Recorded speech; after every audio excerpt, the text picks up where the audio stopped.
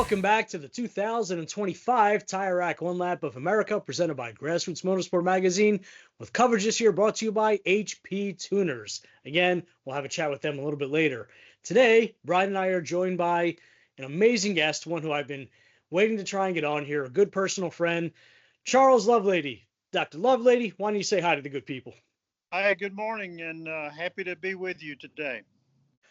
Well, it's great to have you here, and this is an interview that I very much wanted to do. We haven't really spoken, I think, on camera since you saved us from the KOA in Lebanon, right? So that's I guess that's about right. Yeah, up in Lebanon, the Yep. unfortunate weather event. Yeah, we'll touch on that later. But so Dr. Lovelady here has what would you like us to call you? Dr. Lovelady, Charles, Chuck, Mr. Man? Charles is fine. There you go. So Charles has been with the event for quite some time. Why don't you tell us about how many years you've done the event and what your plans are for this year? Sure. It's taxing my memory a little bit. I think I first did it in 2000. I was invited to drive for Glenn Dodd, who was a longtime competitor. He had knee surgery and felt like he would need some help on the road course driving. And I had a background in SCCA racing, so that's how we came together and hit it off almost immediately. Of course, everybody does with Glenn, and we were doing well. We were actually leading our class in points till we got to Nelson Ledges, where just a couple of years before I'd done a 24-hour race, and I picked that place to roll over his Blazer. And Robert Dubler was kind enough to come and give me a ride back to the pits, and so I thought, well, that's it for one lap. And he and the other co-driver, Mike Stein, we were a little bit hard on me on the way home as we had to hitch rides home. But I was really surprised when the following year he asked me to come back, and I said, well, I've got to do this, like the horse that threw you off. You got to get back in there. And so I agreed to drive a second year, and they were merciless on me. If the lighter in the car didn't work, they would tell me it was fine before you rolled it at Nelson, or if the tire went flat, well, that was fine before you rolled it at Nelson. And so eventually I kind of fell into the rhythm of it, and started responding, well, if you didn't have such a crappy car, it wouldn't have rolled over. But we've become fast friends, and Glenn and I speak on almost a monthly basis now. It's been a 25-year friendship that grew out of a one lap. And it's amazing, that kind of stuff, isn't it? And we'll get into what you're doing this year, but I want to interject for a second. Take, Bryan and I, for example, we're going on, quite a long time now, since 2012. We've been working with each other, but it's, the people that you meet and the people who you wind up doing this event with do become lifelong friends. But afterwards, you've upgraded co-drivers since then until this year, right? So you've had, I think, the loveliest co-driver of all for quite some time. She's not with you this year, but tell us about Susan. Sure. Susan and I got together after I began doing the one lap, and early in our relationship, she ferried me up to South Bend to meet with Glenn and Mike, and then we did that for a couple of years, and she would, make photographs and stuff, kind of document it for us. And then one year, Glenn decided he and I would like to compete with each other, and so Susan kindly agreed to co-drive for me. And her background was a project manager for construction, and that gave her a unique skill set. We would be traveling along. We'd had a wheel bearing going bad. She would call ahead to find the resource that we could stop at along the way. She kept us properly fed. We had pretty good quality snacks along the way instead of the typical gas station corn dogs. And she really embraced it, and was probably the best co-driver I've ever had, with no disrespect to Glenn or Mike. I don't think they would argue. Yeah. Hands down. So tell us about what you're doing this year. So you're back with us again this year. I am. Who you riding with? I was on the waiting list, and Don Harris reached out on Facebook, said that his co-driver had not worked out, and I was about 38 deep in the waiting list, and I reached out to him and offered, and he responded he'd like to speak. And so we came to terms, and he was originally planning to bring a Chrysler Crossfire he had just recently acquired and hadn't really had much time to develop it or test it out, but felt like it would, kind of fit the level that he wanted to compete at. And I have a Corvette that I bought right after I did my first one lap. It's a 99 fixed roof coupe that I had noticed one of them when I did my first one lap and really liked that car. And so it's been my long distance car for many years. And now it's needing tires and brakes. And I thought, well, let me volunteer this car and then I'll do the maintenance on it to get it ready for one lap. And Don was agreeable with that. So that's hopefully if the prep goes as well as it's been going, we'll show up with this 26-year-old Corvette. Nice. All right, Bryan, what do you got? So with your many years in the one lap, your SCCA passed and now running VDCA, you've gotten quite the stable of race cars, and I've seen quite a few of them. Why don't you tell us a little bit about your stable of automobiles you have? Sure. Happy to give you the brief overview. Would you like me to walk you around the shop here? Can I flip the camera and let you see what I'm talking about as I go? It's your show. You do whatever you want. We're just here to talk. Let me see if I can figure out how to do that. Which button would I press to make that happen? All of them. There might be a little button that's got sort of an arrow on it that goes in a circle. Yeah. Let's see. That might be it. Maybe. Yeah. There we go. Woo! We did a thing. Yeah. So this is there's the Mustang Rabbit.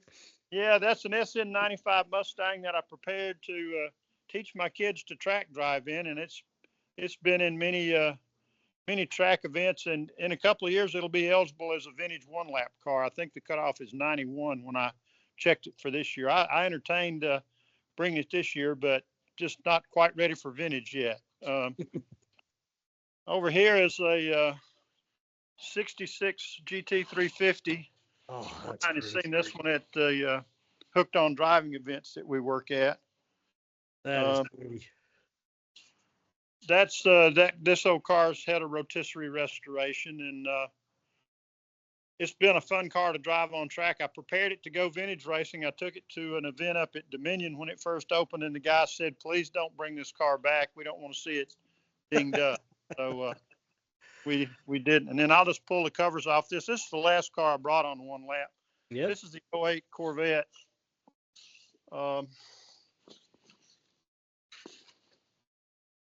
Maybe I'm. There you go. It's been de-stickered to some degree. This one, the last time we had it out, we had some crank sensor issues that I haven't been able to resolve. So that's why I didn't really just jump on the idea of bringing this one. I'm sure that my HP tuner friends can help me get that resolved, though. I think we can make that happen. We know a few people now. Yeah. And then this is the number 5135 2008 Mustang Bullet that's been the backup car for one lap in years past, as has the 99 Corvette. One year we brought the dude. The dude blew up a motor in New Orleans, and we rented a car and drove to Charlotte and did Carolina Motorsports, and then went to Winston-Salem and picked up that SN95 Mustang and drove it until we drug the exhaust off of it at the BMW Performance Driving Center. And so then we limped it up to Winston-Salem and got this car to finish out the one lap. So it's actually been in the one lap before as a backup car. What's not here is a 69 Camaro that has a bad motor in it right now.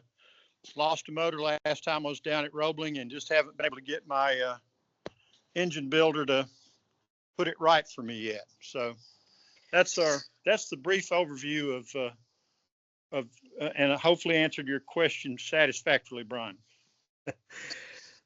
Thank you for sharing your stable with us. So out of all the years of one lap, I mean, you've got a lot of stories, obviously, with Glenn. Glenn is a character in and of itself. And for those of you who might not exactly know who Glenn Dodd is, Glenn is a gentleman who ran Carolina Rod Shop, owned that for a number of years. has injured just about every part of his body at some point in time, has fallen through roofs, has done lots of stuff, but has always still made it out to the one lap in one way, shape, or form. And in fact, in the intro for this video and all the other interviews that we're doing, the last frame that you see before we get into the interviews is actually Glenn Dodd behind the wheel of his businessman's coupe, and scaring the bejesus out of me, because every year that he would come out to, I think that one was Road Atlanta, if I'm not mistaken. Yep. And Brock loves nothing more than to throw me in the passenger seat and say, go on out with Glenn, make sure he doesn't crash, and, go say hi. So he throws me in the passenger seat, and I go to video Glenn and take photos to commemorate the occasion, because he is an long-time friend. And Glenn has a very unique way of getting around a racetrack. It's basically going, I hope I remember where this goes next. And he kind of just does this, and the whole car just goes. And it's at 100 some odd miles an hour. And I know there are some interesting stories with him, Doc. So I'm going to ask you, I know there was one recently where I think he just grabbed the keys and just started going, and nobody kind of knew where he was. So tell us a little bit about that and some of those adventures. Well,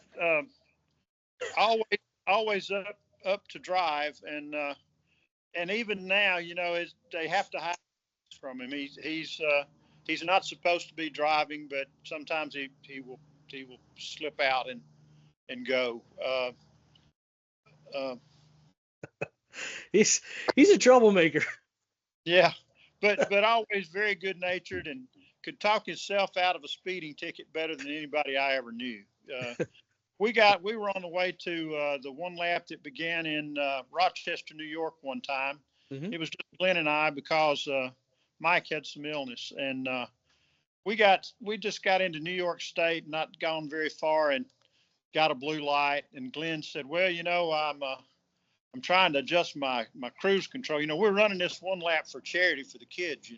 He always brings in, some altruistic reason that we're out, spending all this money and driving too fast. And he talked himself out of that ticket. And 5 miles later, same thing, same story. And the guy is so amused. He says, look, this is the second time you've been stopped. My friend called ahead and told me, said, I'm going to have to write you for something. So, you're not supposed to be parked on this highway right away. So I'm going to write you up for being on the right of way on this turn. So that's how we got out of that one. That's amazing. All right, Bryan, go for it. I got the giggles from that story. Hard to top that, isn't it? So, over the years, but besides the people, what keeps bringing you back? Well, it is exactly the people. I don't know of anything beside that. I mean, at first it was easy access to track experiences, but that's gotten to be easy to do now and not terribly expensive. So it's always just coming back and seeing my extended one lap family. They put the fun in dysfunctional. That's certainly accurate. And I think that a lot of the people out there, particularly who have, I know that those who have done the event know you, obviously, but those who are new to the event or may not have run the event in the past when you were out with Susan or out with sort of the crew that you're used to, I'm going to give them a sense of the type of quiet but very very wonderful individual that you are. So as we spoke about before, in the intro, he saved our rear end a couple of years ago. So if you recall, in 2023, we were out in my coach in the motorhome, and we were using that to administer the event and to do all the media and interviews, and we figured it'd be a fun thing to do. So we had set up in Lebanon, Tennessee, just outside of Nashville. And we were there for the night because we were going to be at Nashville Speedway the next day. Well, long story short, we get hit by a tornado. Bryan loses his casserole dish. You can go through our Instagram and you can see all that. And head on, hit by one. And it was a very interesting time. We can get into that another time, and that's been documented already. But without any hesitation, as I'm trying to deal with insurance and everything else and trying to sort stuff out, Doc and his lovely bride there, Susan, were at the track anyhow because they were going to be there to watch the event. They were in their camper, right? And they called and said, "What can we do?" And they actually came. They pulled up. They came to come get us and get us back to the track, and make sure we were fed, make sure we were taken care of, and that we were okay. And to this day, I'm hugely grateful for that. But that's the kind of person Charles, his wife, and all the guys that he associates with are. So, Charles, again, thank you very much. And those are just some of the wonderful things that you, Susan, and the one lappers do when you talk about the people. I mean, there's a perfect example right there of one of the great people of one lap. Bryan, I'll turn it back over to you. So, Charles, the past couple of years, you and I cross paths quite frequently at HPDE, and you've become quite the coach. And gotten your MSF2 now, and so talk to us a little bit about what goes into coaching a novice or slightly advanced driver at an HPD event these days. Oh, sure, happy to. I think the first thing you do is sort of check your own pulse. Make make sure you know what you're getting into. I usually do a little preemptive inspection of the car and sort of interrogate the student in hopefully a non-threatening way to judge what limits we might sort of observe. And typically everybody's been great. Most people are very open to suggestion and have a very a receptive attitude to direction. And basically we just, I, as much as I can, I try to get the student in the car with me when I'm doing my sessions, because I feel like that repetitive exposure helps them learn the track more quickly. And at the end of it, it's a cerebellar function. It's like playing a piano, it's like practice, practice, practice, practice. And by riding with me, hopefully they hear the throttle, the throttle inputs, and feel the braking inputs and see where I'm turning in. And most people I've been able to get up to a solo level, within a weekend. So it's been really gratifying for me. I've enjoyed it. It is a whole lot of fun. As Mark was talking about the other day, I had the distinct pleasure of being his first instructor at his first track event at Watkins Glen, and now he's an owner of Hooked on Driving Northeast, right? So Right. I mean, when you see that progression, and what I've always told people is, I said I enjoy doing it because I'm training people that are going to become my friends that I can play on track with later. So it's one of those deals where you're kind of creating your friend group to play with in a future date, which is also fun too. Brian Valente, Mark Matthijs, I mean, all now one lappers too. So they're in our family. So it is incredibly satisfying. But let's get into tracks a little bit for this year. So who's doing the track driving mostly? Or are you guys splitting it evenly? We haven't decided. I'm happy to split them evenly. Okay. We both agree that tracks we hadn't been to, we'd like to drive a session. Since Don's not familiar with the car, I've suggested he drive the autocross, Okay. Sort of orient himself. And then from there, we'll kind of see where it goes. I mean, I'm really entering this thing with the idea of I want a car that's not going to give me too much trouble. And I'm really just hoping to renew my acquaintances and friendships with the folks on the one lap. We're not looking to take home anything other than, the car at the end. Well, I have a feeling you'll be up for a good sportsmanship trophy either way. The Mike Hedin potentially. I mean, that's something that I think you're always in the running for. But track wise, still, what track are you the most focused on? What are you excited to hit this year? Oh, I always loved driving VIR. I always loved driving the Corvette Museum. I thoroughly enjoyed my time at Pittsburgh. The ones, and I think we're in St. Louis for one. I've been there once, and then there's a new one out in Texas, isn't it? Well, Missouri. Yep. Missouri. Yep. Yeah, so we have a Groton this year for us. And that's a classic that I've never been to. So I'd love to see what that looks like. I've read about it for many years, but I've never been able to drive there. Who is it? Let me think. There's a good video I found recently. The fellow that co-drive with Neil Simon. Anthony Magnoli. Yeah, Anthony Magnoli's got a good video of Groton out there somewhere. He's got so many videos out there. He's such a video hog. Yep. So I'll be kind of scoping those out to try to give myself a hint, so I don't have to be as confused as Glenn about maybe I should turn here. That's the Glenn Dodd School of Driving. Yeah, exactly. Awesome. All right, Bryan, go for it. So, Doc, for the just normal car guy or normal HPDE track rat that doesn't know about our event, how would you give them a 60 to 90 second description of what one lap is and what the whole community is about? Sure, it's a traveling circus of benevolent ne'er-do-wells who will do anything in the world to help you keep going, and what they want in return is sort of a friendly face and the ability to return that kindness if it's needed. Absolutely. And going back to the vehicle for a moment, tires this year, what are you running? I like the Continentals. I've got them on my Mustang. I've been real happy with them. And then it kind of gets down to what sizes are available or what brands are available in the sizes you want. So I'm happy with the choice. Continental Extreme Contact 02, I think is what they're called.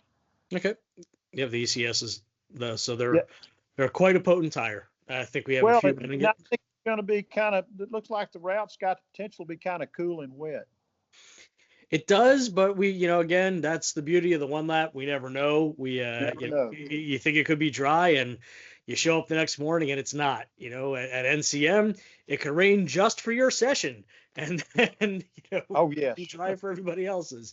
Last year we had to cancel we had to disqualify the entire afternoon session because of the threat of impending tornadoes coming in there as well. So anything can happen out on the road. That's part of the beauty, the uncertainty of the event. So as we start to wind down the interview, I know that outside of all the hard work you put into the car, sometimes you get some help. So what are some of the sponsors or friends or charities that you work with to help make your effort happen? There's a local alignment guy, LaDon Gray, helps me set the car up, works with me for what I want. I'm in such a small community. There's not a lot of specialized help available here. And Susan, who makes sure there's, that I eat on time, and I'm not up here under the car all day long. So that's, and guys like you and Bryan and the one lap community in general is where I find I get the most support. Well, we're super excited to have you back. It's tremendous that you'll be joining our event this year. Certainly one of the characters and one of the personalities that we've missed. So again, very happy to have you back. Charles, thank you so much for sitting down with us today for the 2025 Tire Rack One Lap of America presented by Grassroots Motorsport Magazine with coverage brought to you by HP Tuners. I'm Solomon, that's Bryan, and we've got Charles Lovelady. Thank you so much, and thank you for watching. Thank you. Hope to see y'all soon in South Bend.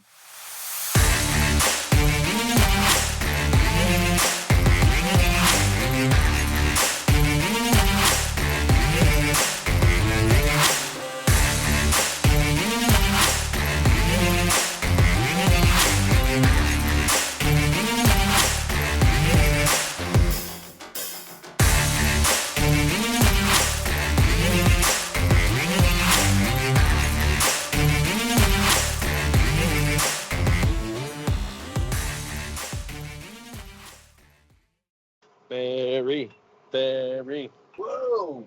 I crashed my tractor.